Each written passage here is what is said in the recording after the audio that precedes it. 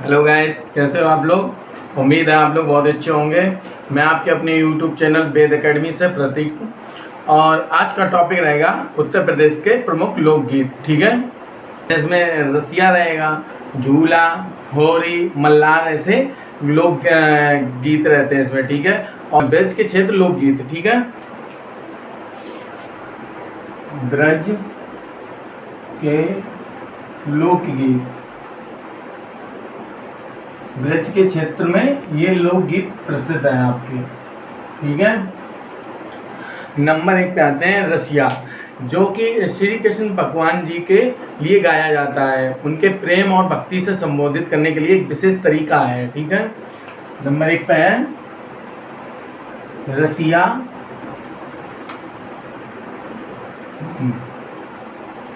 भगवान श्री कृष्ण के लिए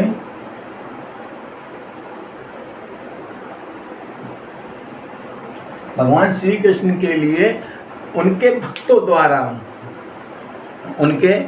द्वारा संबोधित करने का एक तरीका है। उनके भक्तों द्वारा उनको संबोधित करने का एक तरीका है। ठीक है, और इसी में ब्रज क्षेत्र में एक और है झूला, जो कि इम्पोर्टेंट रहेगा, ये भी इम्पोर्टेंट रहेगा। और नंबर 2 झूला। ठीक है, ये सावन के महीने में झूला गीत गाए जाते हैं। ठीक है, सावन के महीने में।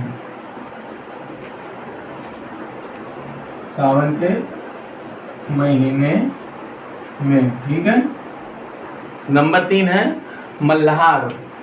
ठीक है, मल्हार ये भी एक ब्रज क्षेत्र का लोकगीत है। और नंबर 4 पे आते हैं होरी। ठीक है, ये अपने फागुन माह होली अवसर पे गीत गाए जाते हैं। होली अवसर पर, ठीक है, होली अवसर पर ये गीत गाए जाते हैं। अब नेक्स्ट बात करेंगे पश्चिमी उत्तर प्रदेश के लोकगीत की। ठीक है, इसे रफ कर देता हूँ मैं। अब आते हैं पश्चिमी उत्तर प्रदेश के लोकगीत। ठीक है, इसमें नंबर 1 पे ढोला लोकगीत रहता है आपका, नंबर 2 पे आपका रहता है स्वांग, और नंबर 3 पे रहता है रागनी, नंबर 4 पे रहता है लावड़, और 5वें पे गुजारी। ठीक है, जो कि आपका इसमें इम्पोर्टेंट रहेगा रागनी इम्पोर्टेंट रहेगा। एक स्वांग, कहते हैं कैसा स्वांग बगैर हुआ है, ऐसे कहते हैं। तो एक स्वांग, एक रागनी, ये 2 इसमें इम्पोर्टेंट है। और तो वैसे पूछे नहीं गए इसमें एग्जाम में अभी तक, तो एक बार देख लेना आप। ठीक है, आते हैं पूर्वांचल क्षेत्र के लोकगीत। इसमें इम्पोर्टेंट रहेगा आपका बिरहा, चैती और कजरी जैसे लोकगीत। ठीक है, एक इसमें रहेगा फगुआ।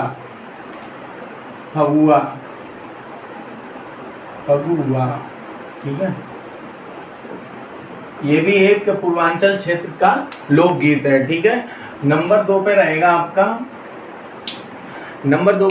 बिरहा, जिसे वियोग गीत भी कहते हैं। इसमें कहानियां व्यक्त करते हैं, इसमें वीरता और प्रेम का प्रसंग किया जाता है। ठीक है, इसमें वीरता और प्रेम का प्रसंग किया जाता है। ठीक है, और इसमें वियोग की कहानियां व्यक्त करते हैं, जैसे वियोग की कहानियां व्यक्त करते हैं। वियोग माने क्या होता है? दुख, मतलब किसी का जैसे कोई ख़त्म हो गया तो वो अपनी रो रो के कहानियाँ बताते हैं कि बहुत अच्छे थे, वो मेरे लिए ये करते थे, एक तरीके की कहानी पूरी बताते हैं। नंबर 3 पे आते हैं, कजरी। कजरी भी बहुत फेमस है, पूर्वांचल का ये लोकगीत, ठीक है। ये नृत्य भी है और एक लोकगीत भी है। नंबर 3 पे आते हैं, कजरी। ये वर्षा ऋतु के समय सावन में यहाँ का प्रचलित लोकगीत है, ठीक है। कहाँ का है? मिर्जापुर और वाराणसी का। वर्षा ऋतु के समय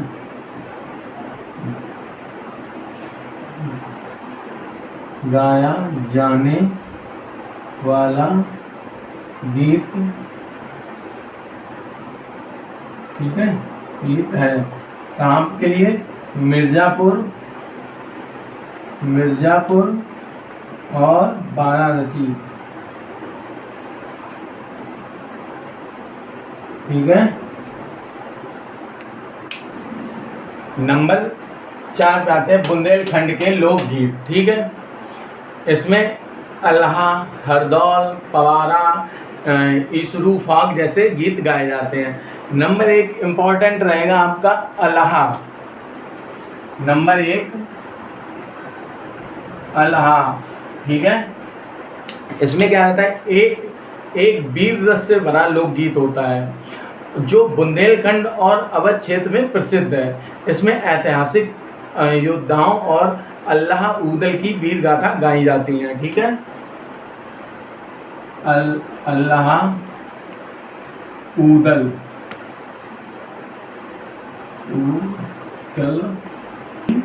की वीर गाथा सुनाई जाती हैं, ठीक है, सुनाई जाती हैं, ठीक है। ये इम्पोर्टेंट रहेगा आपका। इसमें वीर रस से भरा लोकगीत होता है, ठीक है। लिखना चाहो तो लिख लो, वीर रस से भरा, ठीक है, वीर रस से भरा होता है ये, ओके। अब नंबर 2 पे रहेंगे, हरदौल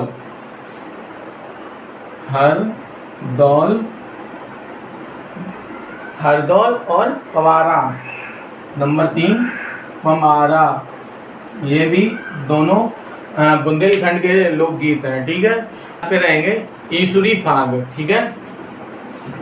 नंबर 4 ईसुरी फाग जितने भी रहते हैं होली पे लगभग गाए जाते हैं। ईसुरी फाग होली के अवसर पर, ठीक है, होली के अवसर पर, ओके। अब नेक्स्ट है अवध क्षेत्र के लोकगीत, ठीक है। इसमें फर्स्ट इंपॉर्टेंट रहेगा सोहर। सोहर, ठीक है। ये बच्चे के जन्म पर गाया जाने वाला गीत है। जन्म पर, और खास तौर बेटे, लड़के के जन्म पर, ठीक है। सोहर बच्चे के जन्म पर गाया जाने वाला गीत है और खास तौर बेटे के जन्म पर, ठीक है। अब इसमें आते हैं इम्पोर्टेंट, एक और रहेगा, ये भी इम्पोर्टेंट ही रहेगा और ये भी। इसमें दूसरे पे रहेगा अब नकटा। कहते हैं बहुत नकटा है तू। यह एक हास्यप्रद लोकगीत है, जैसे कि नाम से ही पता चल रहा है, नकटा। यह एक हास्यप्रद लोकगीत है जिसमें दूल्हे की शारीरिक कमियों का मजाक उड़ाया जाता है। अरे बाकी तो ऐसी नाक है, बाकी तो ऐसे आँखें हैं, लाइक दैट, ठीक है। यह एक हास्य लोकगीत है। यह एक हास्य लोकगीत है जो कि दूल्हा की कमियां बताने के लिए होता है, बताते हैं, ये है, ठीक है। इसमें दूल्हा की कमियां बताते हैं, ठीक है। एक संस्कार रहता है, संस्कार लोकगीत, संस्कार। और नंबर 4 पर आपका रहेगा बधाई, बधाई, ठीक है। ये आपके 4 अवध क्षेत्र के लोकगीत रहेंगे, सोहर, नकटा, संस्कार, बधाई, जो कि सोहर और नटका इंपॉर्टेंट रहेंगे, ठीक है। आप नेक्स्ट टॉपिक पे आते हैं, उत्तर प्रदेश के प्रमुख उत्सव और महोत्सव, ठीक है। नंबर 1 पे आता है सुलह फुल। ये जो है ना बड़ा इंपॉर्टेंट रहेगा, ठीक है। ये आपके आगरा में मनाया जाता है, मुसलमान और हिंदू का एकता का प्रतीक मानते हैं, ठीक है। हिंदू और मुसलमान के, हिंदू मुस्लिम के एकता का प्रतीक, एकता का प्रतीक, ठीक है। ये कहाँ मनाया जाता है? आगरा, ओके। नंबर 2 पे आते हैं ताज महोत्सव। नाम से ही पता चल गया होगा कहाँ होता है ये, आगरा में, फरवरी माह में, और मुगलों की कला प्रदर्शनी के बारे में होता है, ठीक है। नंबर 2 है ताज महोत्सव,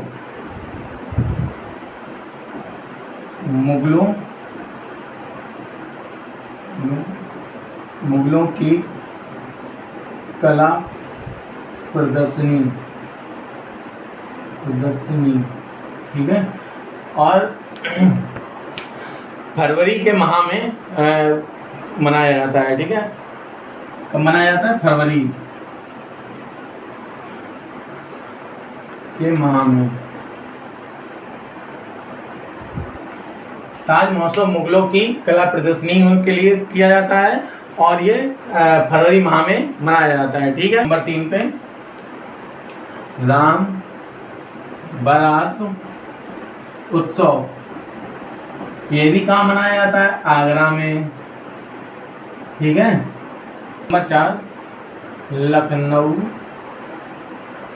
महोत्सव, इसे तहजीब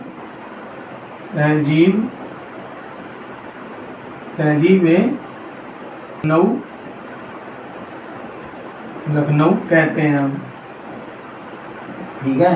कहते हैं लखनवी अंदाज में बोलते हैं, पहले आप जैसे करके, ठीक है। अब इसी में आता है कजरी महोत्सव, जो कि मिर्जापुर में मनाया जाता है, ठीक है। नंबर 5 कजरी महोत्सव। कजरी महोत्सव आपका नृत्य भी है, लोकगीत भी है, और आप बताइए कमेंट में कहाँ कहाँ इसका लोकगीत और नृत्य किया जाता है, ठीक है। मिर्जापुर में कजरी महोत्सव मिर्जापुर में मनाते हैं, ठीक है। राजा कंती की बेटी कजली की याद में ये मनाया जाता है। कजरी अपने पति की याद में गाना गाती थी, ठीक है। इसे आप चाहे स्क्रीनशॉट एक बारी ले लो, ठीक है। फिर से रफ करता हूँ। अब इसमें आते हैं कजली महोत्सव। कजली महोत्सव ये मनाया जाता है आपके महोबा जिला में, ठीक है। ये आपके महोबा जिला में मनाया जाता है। रक्षाबंधन के 3 दिनों तक मनाया जाता है, रक्षाबंधन के 3 दिनों तक, ठीक है। रक्षा बंधन के 3 दिनों तक, ओके। और ये आपके अल्लाह उदल की श्रद्धांजलि को अर्पित करने के लिए की जाती है। अल्लाह उदल को श्रद्धांजलि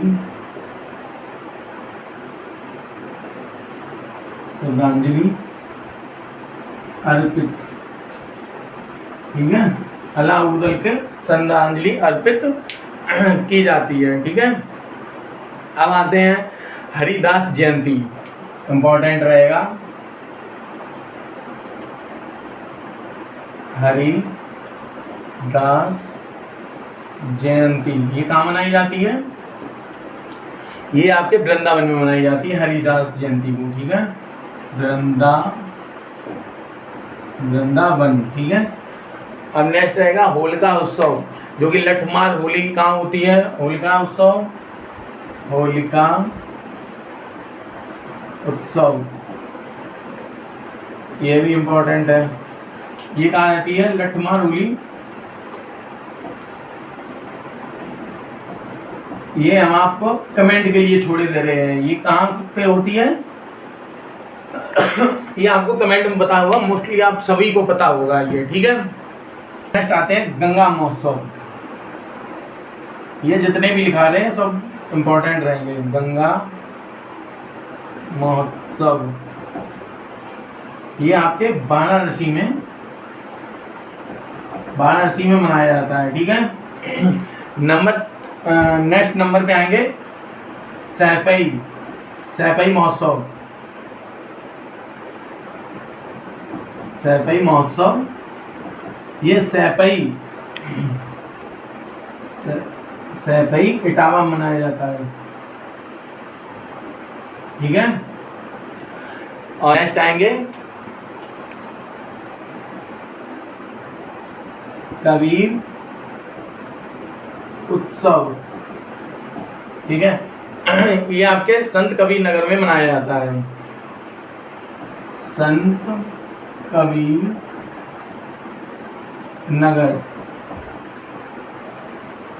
ये आपको बताना होगा होलिका उत्सव। ठीक है, होलिका उत्सव कहाँ मनाया जाता है? कहाँ मनाया जाता है? ठीक है, ये आपको बताना होगा।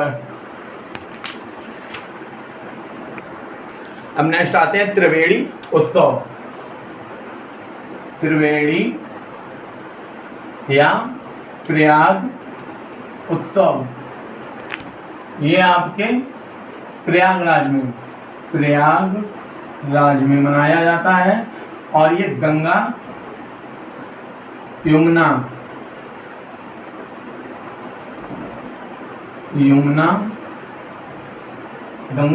पर मनाया जाता है। गंगा यमुना का जो संगम है उस पर मनाया जाता है। ठीक है, लिख देते हैं संगम पर। ठीक है, इम्पोर्टेंट। नेक्स्ट आएगा आपका आयुर्वेद महोत्सव। आयुर्वेद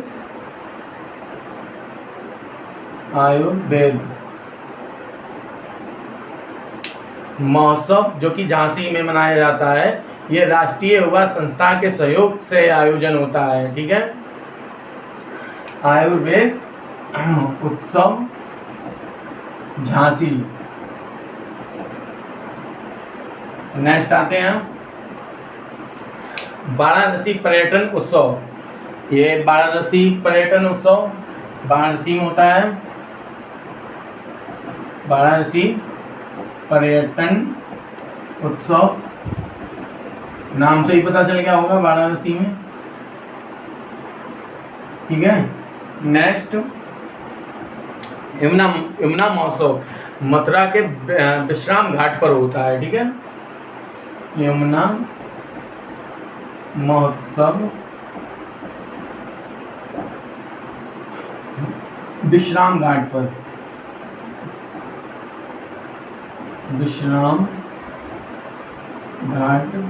ठीक है, और ये कहाँ होता है? मथुरा में। ठीक है, ये उत्तर प्रदेश के कुछ उत्सव महोत्सव थे, आप लोग देख लीजिए, स्क्रीनशॉट ले लीजिए।